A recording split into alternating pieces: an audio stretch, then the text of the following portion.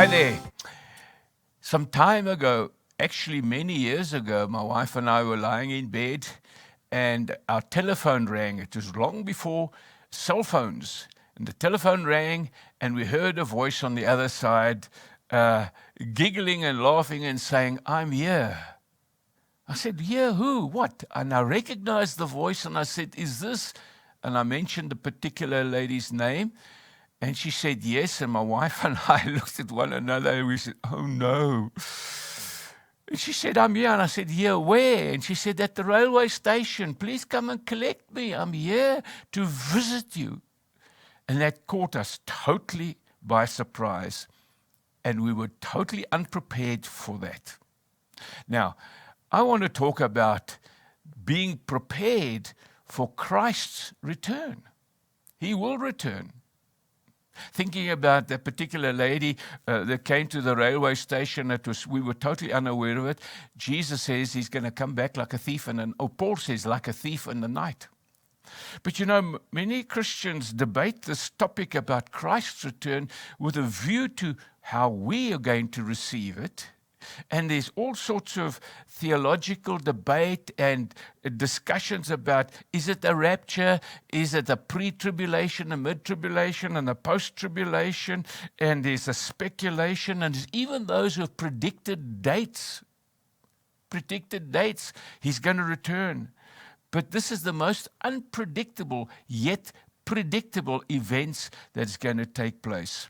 Now, what I want to do is I want to go not to the New Testament where there's a lot about Jesus will return. I want to go to the Old Testament to show how it's going to take place.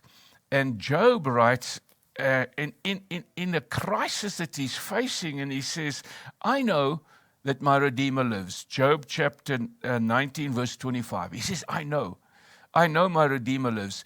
And just by the way, I'm going to be talking quite a bit about the Redeemer at a later stage.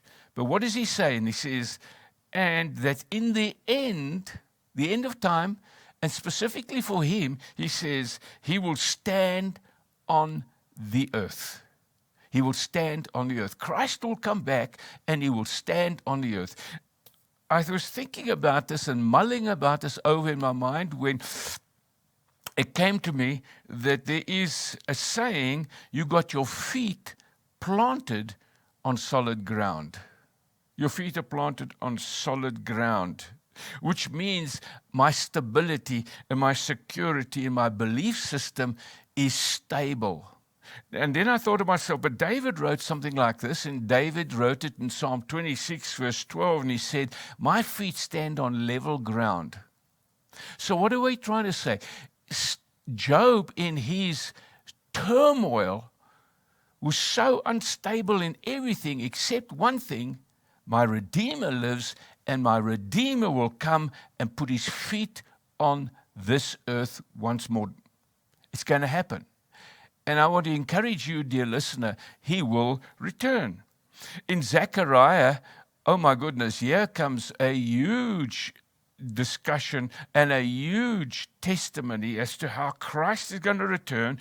Zechariah 14, verse 4, and he says, on that day, when his feet come down onto earth, his feet will stand on the Mount of Olives east of Jerusalem, and the Mount of Olives will split into from east to west, forming a great valley. Now listen to this description, with half of the mountain moving north and half of the mountain moving south. This is how nature's going to respond.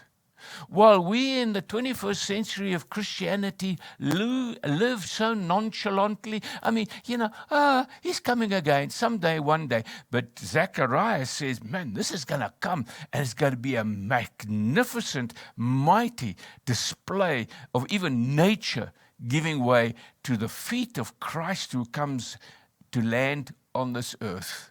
The Mount of Olives that played such an incredible role in Jesus' 3.5 years of ministry when he was in Jerusalem.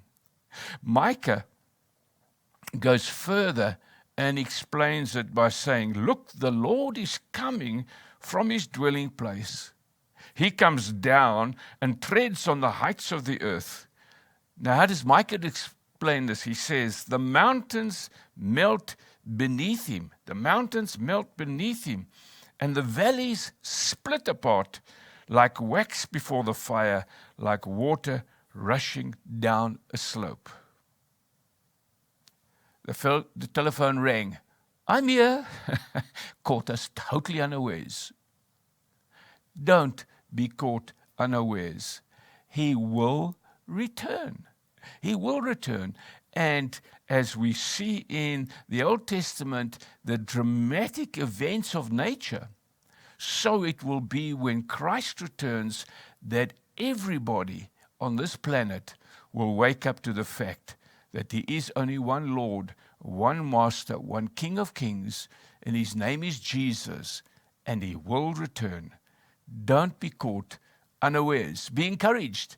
Receive him now and be expectant that he will return without debating all these other things and issues. Just expect his return and be ready. Father, I thank you that we can ready ourselves right now, whether you come now or in whatever time is decided upon. We will receive you back onto earth if we are still on this earth. Father, help us to believe this, to share this, and to enjoy this with great expectancy. You will return, Lord Jesus. Thank you. Amen and amen. God bless you. Talk again soon.